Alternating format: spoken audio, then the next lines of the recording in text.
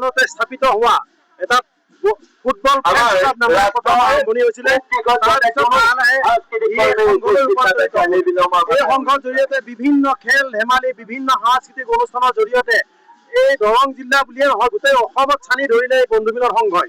লাহে লাহে ইয়াৰ কাৰ্যক্ৰম এনেকুৱাকে দীঘলীয়া হৈ আহিলে আহি আজি সোণালী জয়ন্তী বৰ্ষত আমি ভৰি দিছো আহি। আৰু এই সোণালী জয়ন্তী বৰ্ণাঢ্য কাৰ্যসূচীত বিভিন্ন কাৰ্যসূচীৰ মাজেৰে আজি এই অনুষ্ঠান চলি আছে।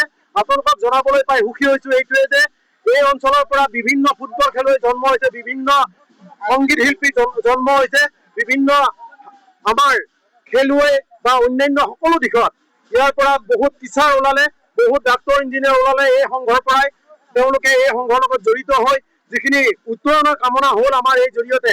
গতিকে আমি আজি ক'বই লাগিব যে বন্ধু মিলন সংঘৰ জৰিয়তে এই অঞ্চলত এক অনন্য নিদৰ্শন দাঙি ধৰিলে। আমাৰ ইয়াত আজি 2 দিন কাৰ্যসূচী পাৰ হৈ গ'লে আজি আৰু তৃতীয় দিনৰ কাৰ্যসূচী সাংস্কৃতিক সমাজতা ইতিমধ্যে চলি আছে। আৰু সমাজতাৰ পিছতে আমাৰ ইয়াত মুকলি সভা হ'ব। মুকলি সভালৈ আমি অসমৰ অন্যতম এগৰাকী শ্ৰেষ্ঠ অভিনেত্ৰী অসমীয়া বোলছবি জগতৰ চেতনা দাস বাইদেউক আমি আমন্ত্ৰণ জনাইছো। লগতে বিভিন্ন আমি ইয়াতে ব্যক্তি আমি আমন্ত্ৰণ জনাইছো।